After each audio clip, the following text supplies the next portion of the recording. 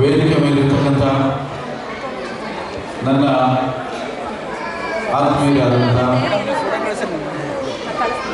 ಶ್ರೀಯುತ ಸಾರಾ ಗೋವಿಂದ್ ಅವರೇ, ವಾಣಿಜ್ಯ ಮಂಡಳಿಯ ಮಾಜಿ ಅಧ್ಯಕ್ಷರಾದಂಥ ಸುರೇಶ್ ಅವರೇ, ಆತ್ಮೀಯರಾದಂಥ ಶಿವರಾಜ್ ಅವರೇ, ನಿರ್ದೇಶಕರಾದ ಚಿಕ್ಕಣ್ಣ ಅವರೇ, ಕಲಾವಿದರಾದಂಥ ರಮಾಕಾಂತ್ ಅವರೇ ಮತ್ತು ವೇದಿಕೆ ಬಂದಿರತಕ್ಕಂಥ ಎಲ್ಲ ಗಣ್ಯಾತಿ ಗಣ್ಯರೇ, ಕಾರ್ಯಕ್ರಮದ ರೂವಾರಿಗಳೇ, ಎಲ್ಲರಿಗೂ ನಮಸ್ಕಾರ. ವೇದಿಕೆ ಮುಂಭಾಗದಲ್ಲಿರ್ತಕ್ಕಂಥ ಕಲಾಭಿಮಾನಿಗಳೇ, ಪೋಷಕರೇ, ಕಲಾ ಪೋಷಕರೇ ಮತ್ತು ಮಾಧ್ಯಮ ಮಿತ್ರರೇ, ನಿಜಕ್ಕೂ ಇದೊಂದು ಅಪರೂಪದ ಕಾರ್ಯಕ್ರಮ, ತುಂಬ ಅಪರೂಪದ ಕಾರ್ಯಕ್ರಮ.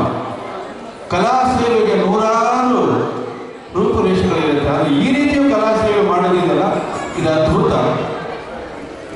ನನಗೆ ಶಿವರಾಜ್ ಅವರು ಅಕ್ಷರ ಎಂತ ಈ ಸಂಸ್ಥೆ ಕಲ್ಚರಲ್ ಅಕಾಡೆಮಿ, ನಾನು ಅಂದ್ಕೊಂಡೆ ಆಯ್ಕೆಗೆ ಹೇಳ್ಕೊಡ್ತಾರೆ ಚಿಕ್ಕ ಮಕ್ಕಳಿಗೆ, ಅಲ್ಲಿ ಹೋಗಿ ಒಂದಷ್ಟು ಮಕ್ಕಳ ಜೊತೆ ಸ್ವಲ್ಪ ಸಮಯ ಕಳೆಯೋಣ ಅಂತ ಬಂದೆ. ಅಲ್ಲ, ಇದು ಬೇರೆ ಥರದ ಜ್ಞಾನ ವೃದ್ಧಿಯಾದಂಥ ವೇದಿಕೆ. ಇದು ಮನುಷ್ಯ ಕಾಸಿದೆ ಅಂತಾನೆ, ಆದರೆ ಕಲೆ ಇಲ್ಲದೆ ಮನುಷ್ಯ ಇರೋಕ್ಕೆ ಸಾಧ್ಯನೇ ಇಲ್ಲ. ಪ್ರತಿಯೊಬ್ಬರಲ್ಲೂ ಕಲೆ ಇರುತ್ತೆ, ನಾನಾ ರೂಪದಲ್ಲಿ ಇರುತ್ತೆ. ಸುಮ್ಮನೆ ಹೋಗುವಾಗ ಹಾಡ್ತಾ ಇರ್ತಾರೆ, ಊಟ ಮಾಡುವಾಗ ಹಾಡ್ತಿರ್ತಾರೆ, ಕೋಪ ಬಂದಾಗ ಹಾಡ್ತಿರ್ತಾರೆ, ಬೇಸರ ಆದಾಗ ಹಾಡ್ತಿರ್ತಾರೆ. ಆದರೆ ಆ ಹಾಡಿಗೆ ಸರಿಯಾದ ಒಂದು ರೂಪಾಂತರ ಅನ್ನೋದು ಬಹಳ ಮುಖ್ಯ. ಈ ಕರೋಕೆ ಅನ್ನೋದು ಬಂದು ಬಹಳಷ್ಟು ಜನರ ಬದುಕನ್ನು ಬೆಳಗ್ತಾ ಇದೆ, ಬಹಳಷ್ಟು ಜನರ ಬದುಕನ್ನು ಬೆಳಗ್ತಾ ಇದೆ.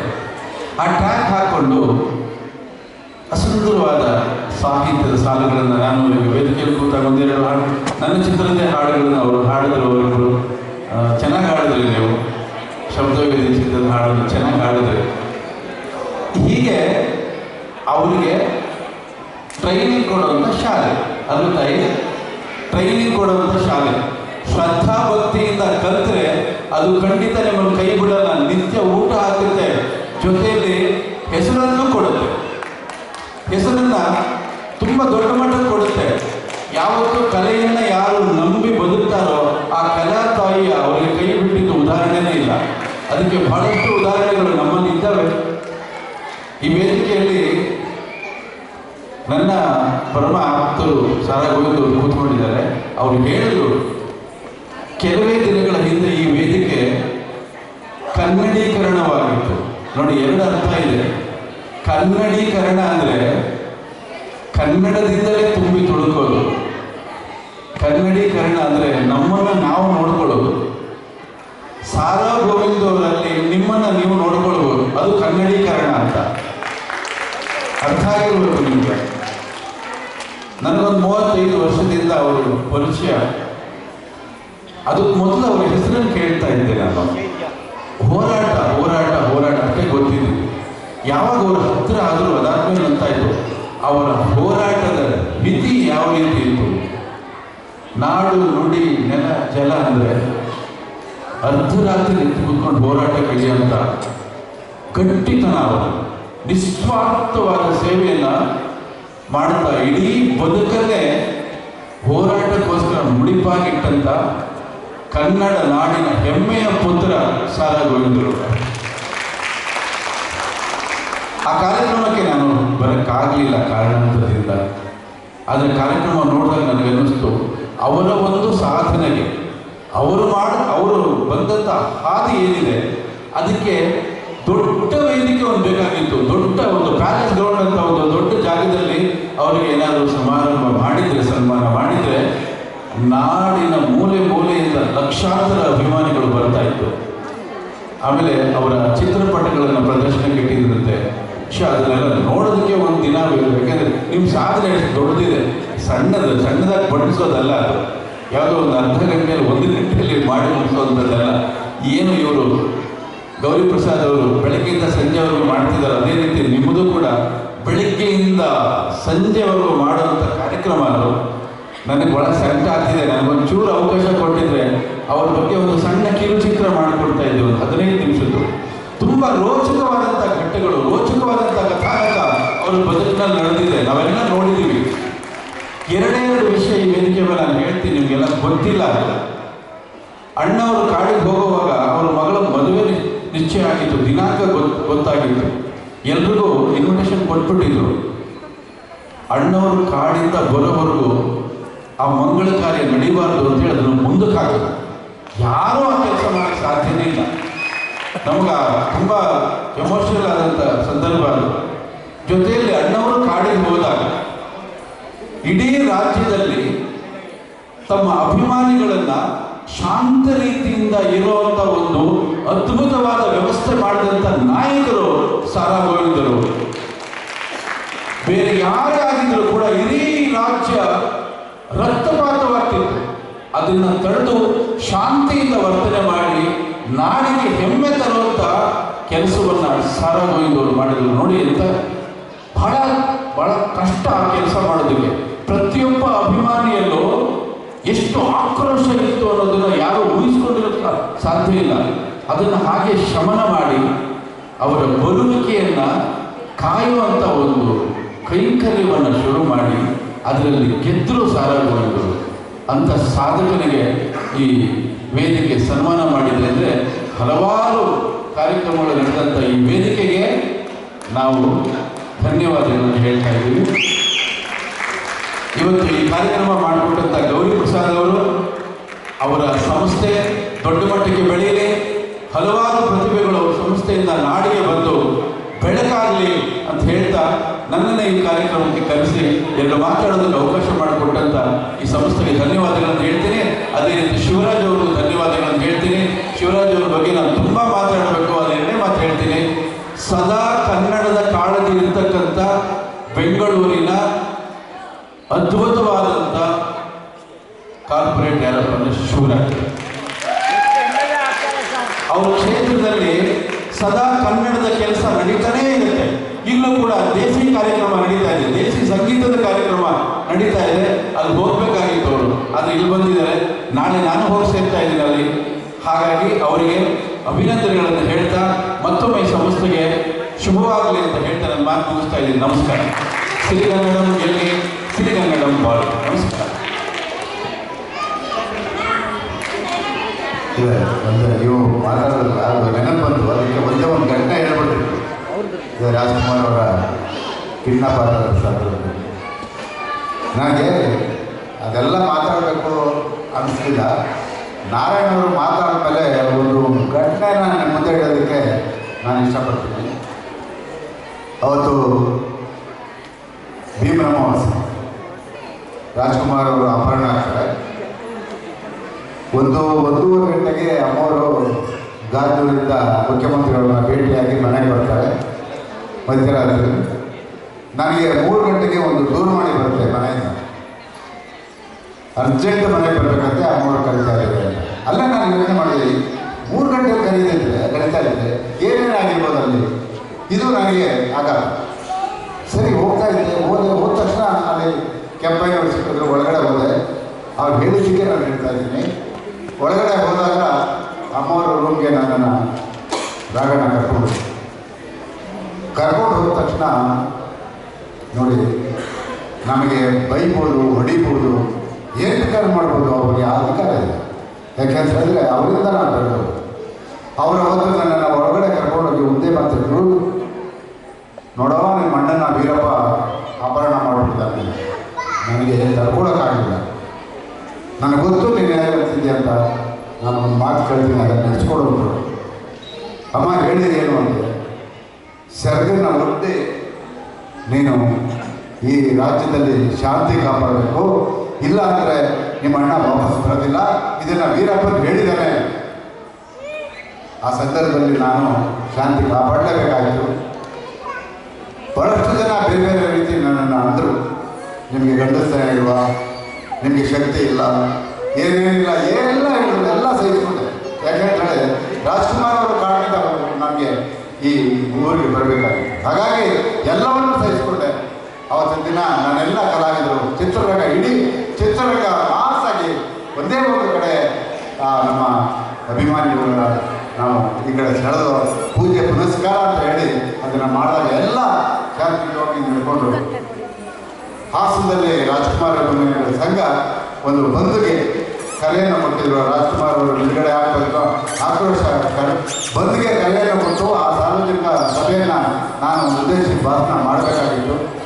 ಆದರೆ ಹೋಗ್ತಾ ಇದ್ದೆ ನೆಲಮಂಗಲದಲ್ಲಿ ಒಂದು ಸೈಡಲ್ಲಿ ನಿಂತ್ಕೊಂಡು ನಾವು ನನ್ನ ಗೆಳೆಯರು ಕಾರಲ್ಲಿ ಇಳಿದು ಒಂದು 5-6 ಜನ ಟಿಫನ್ ತರಿಸ್ಕೊಂಡು ಕಾರದಲ್ಲೇ ನಿಂತ್ಕೊಂಡು ಮಾಡ್ತಾಯಿದ್ದೆ. ಕಾರದಲ್ಲೇ ನಿಂತ್ಕೊಂಡು ಮಾಡ್ತಾ ಇರುವಾಗ ಹಂಗೆ ಫುಟ್ಪಾತ್ ಮೇಲೆ ಒಬ್ಬರು ಸ್ವಲ್ಪ ಮಿಡ್ಲ್ ಕ್ಲಾಸ್ ವಯಸ್ಸು ಒಂದು 45-50 ಇರಬೇಕು. ಅವರು ಹೋದರು. ಅಷ್ಟು ದೂರ ಹೋಗಿ ಮತ್ತೆ ವಾಪಸ್ ಬಂದರು. ನನ್ನ ಕೈಯಲ್ಲಿ ಪ್ಲೇಟ್ ಇದೆ, ತಿಂತಾ ಇದ್ದೆ. ನಾನು ಬಂದ್ಬಿಟ್ಟು ಕೇಳಿದ್ರು, ನೀವು ಸರ ತಿಂದಿಲ್ಲ? ಹೌದಪ್ಪ ಅಂತ. ತಿನ್ನಿ ಚೆನ್ನಾಗಿ ತಿನ್ನಿ. ಆ ಹಬ್ಬ ತಿನ್ನೋ ಇರುವೋ ಉಪವಾಸ ಮಾಡೋನು ಗೊತ್ತಿಲ್ಲ, ನೀವು ಮಾತ್ರ ಹೊಟ್ಟೆ ತುಂಬ ತಿನ್ನಿ ಅಂತ ಆ ತಟ್ಟೆ ಹಂಗೆ ಇಟ್ಬಿಟ್ಟೆ. ಆದರೆ ರಾಜ್ಕುಮಾರ್ ಮೇಲೆ ಇದ್ದಂಥ ಅಭಿಮಾನಕ್ಕೆ ನಾನು ಈ ಮಾತನ್ನು ಹೇಳ್ತಾ ಇದ್ದೀನಿ ಅಷ್ಟೇ. ಹೇಳಿದ್ದೀನಿ.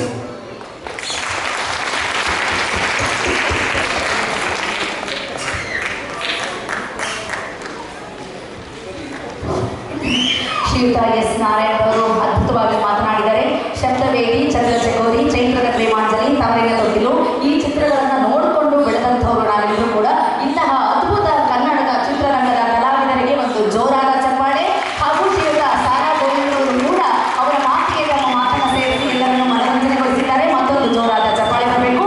ಈಗ ದಯವಿಟ್ಟು ಶ್ರೀಮತಿ MP ವಿಜಯಲಕ್ಷ್ಮಿ ಅವರು ವೇದಿಕೆಗೆ ಆಗಮಿಸಬೇಕು. ಇವರಿಗೆ ಸನ್ಮಾನ ಮಾಡುವಾಗ ಹೆಸರು ಬಿಟ್ಟು ಹೋಗಿತ್ತು. ದಯವಿಟ್ಟು ವೇದಿಕೆಗೆ ಆಗಮಿಸಬೇಕು.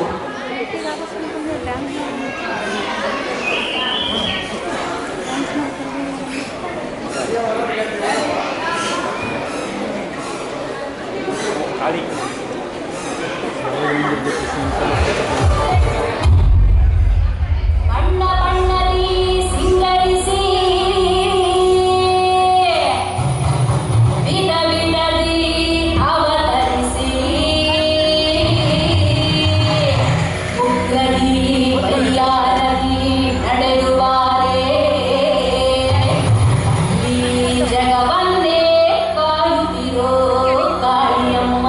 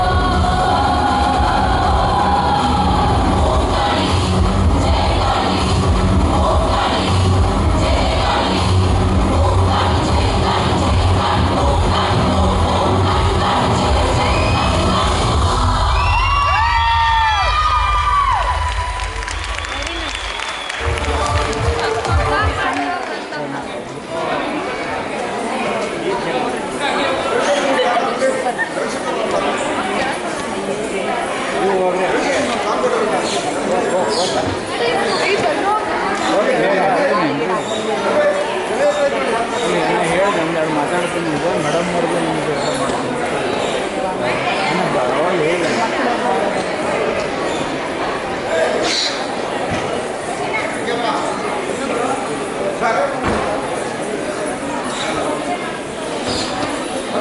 ಅವ್ರಿಗೇನು ಸನ್ಮಾನ ಮಾಡಿಲ್ಲ ಯಾಕೆ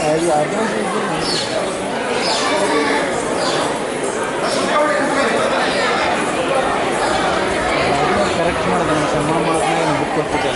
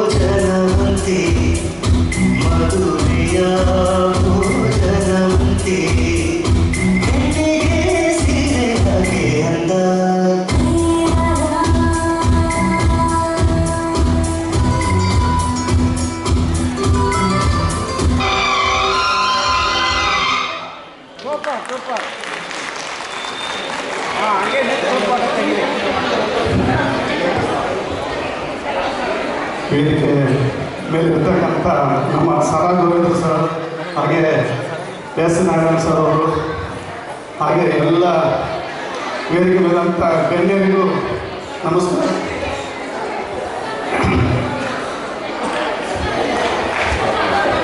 ಈಗ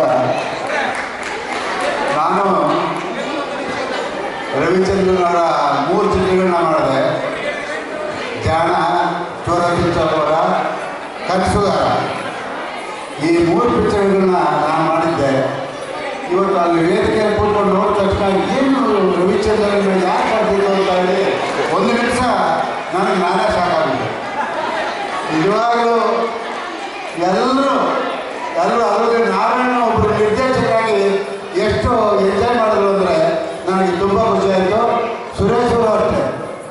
ಶಿವರಾಜರು ನಾವೆಲ್ಲ ಈ ಇದು ಏನು ಹೇಳ್ತಾರಲ್ಲ, ಒಂದು 7 ಜನ ಒಂದೇ ಥರ ಹೋಗ್ತಾರೆ, ಅದರಲ್ಲಿ ನೀವೊಬ್ಬರು.